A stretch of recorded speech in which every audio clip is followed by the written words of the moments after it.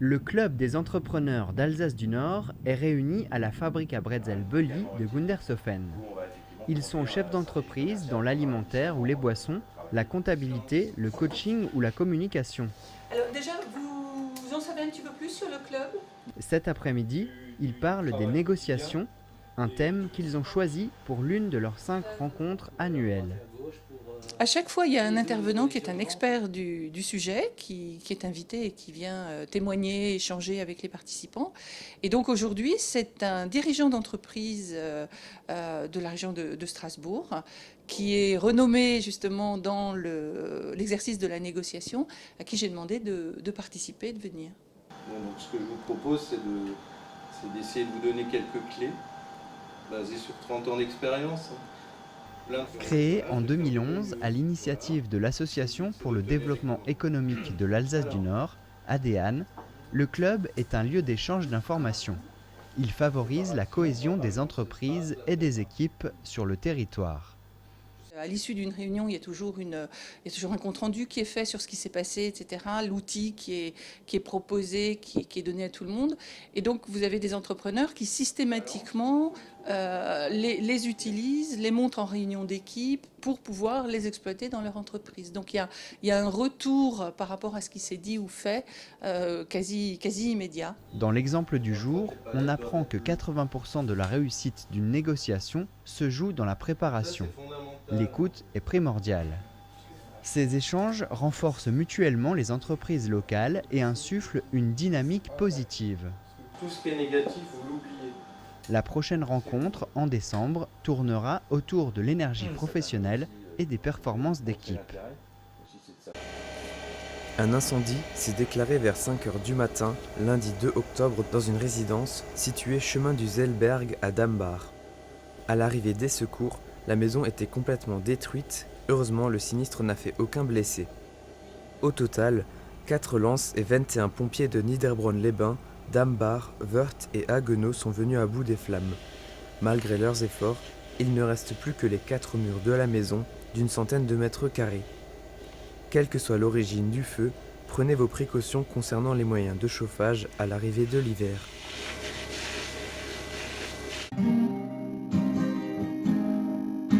Jeune artiste à suivre, Léo fait partie des espoirs locaux de la musique. Elle est originaire de Reichshofen où elle a grandi. Nous l'avons rencontrée chez sa grand-mère à Niederbronn-les-Bains avant qu'elle ne reparte à Nancy pour ses études musicales. La musique fait partie de sa vie depuis ses 9 ans lorsqu'elle chantait pour des concours de mini-miss. Aujourd'hui, elle écrit et compose ses propres titres. Alors j'ai eu des cours d'écriture l'année dernière en Pop Academy avec Vincent Baguion, qui est un prof d'écriture qui travaille avec Zazie. Et c'est grâce à lui que j'ai su que je pouvais faire composer et écrire des chansons. Et depuis ce jour-là, c'est parti comme ça et depuis j'écris, je compose. Léo s'inspire des petits problèmes de la vie et des gens qu'elle observe.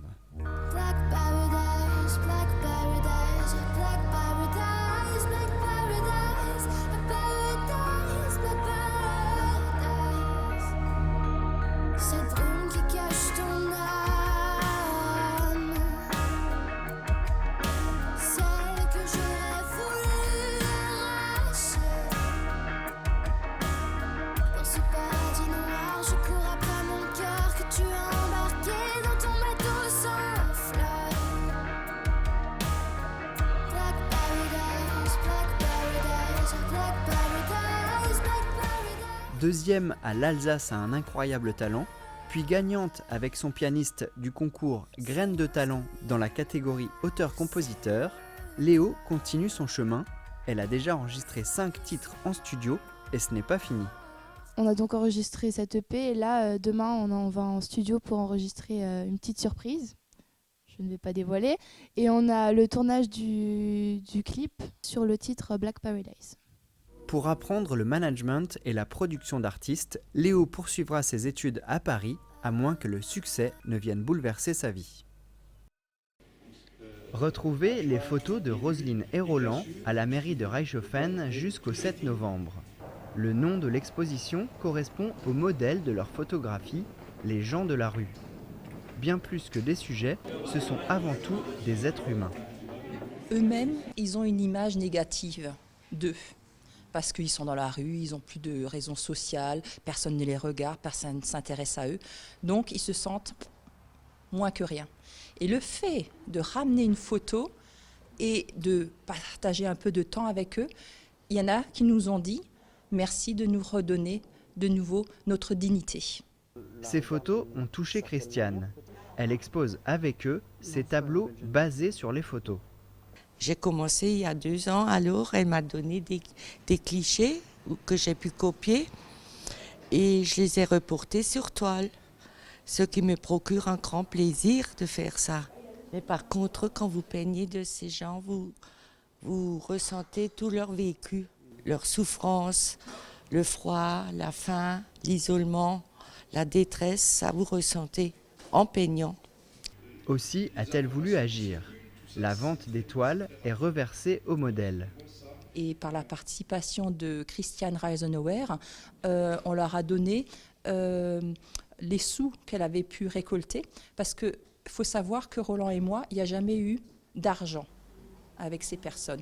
Et on aimerait rester sur ce principe de partage, d'échange, parce que c'est ce côté humain. C'est vrai que dès qu'on revenait de Strasbourg, on n'avait pas gagné de l'argent, mais on avait gagné au niveau humain, échange. Et ça, c'était une richesse qui était énorme. Les prises de vue, Roselyne et Roland les font ensemble. À deux, cela permet un dialogue et enlève la barrière de l'objectif. Les clichés en boîte, ils sont travaillés pour en faire ressortir les détails, le regard, et mettre ainsi les gens de l'ombre dans la lumière. Parallèlement, une seconde partie se trouve à l'étage de la mairie sur les arbres vénérables. Des saules têtards aux formes bizarres qui racontent eux aussi une histoire pas si éloignée des gens de la rue. Et ces arbres vénérables, comme ça a été planté par l'homme, c'était un petit peu la continuité des gens de la rue, mais ils ne sont pas dans la rue, mais quand même ils survivent grâce à ça.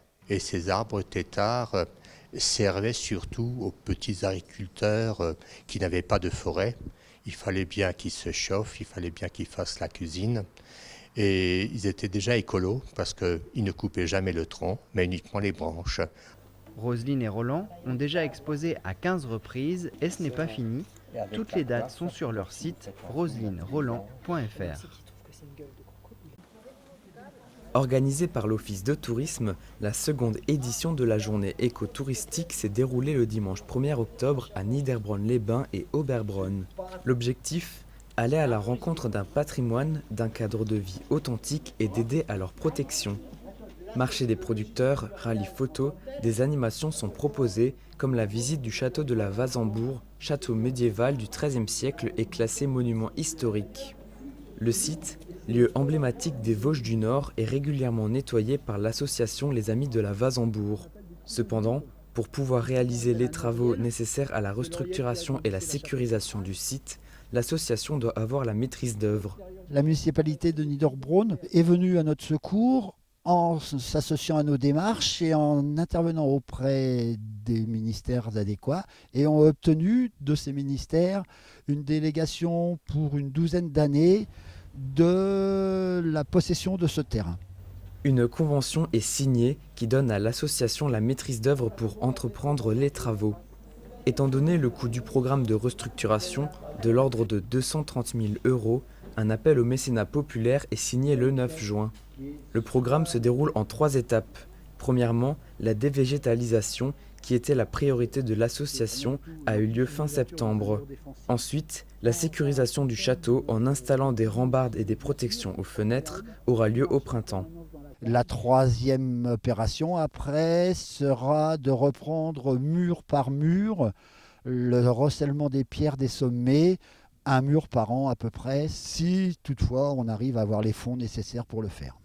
Et dans le cadre du mécénat, le partenariat avec la Fondation du patrimoine a permis de collecter plus de 3 300 €, de quoi rembourser la dévégétalisation. Vous pouvez apporter votre pierre à l'édifice en faisant un don sur le site de la Fondation du patrimoine.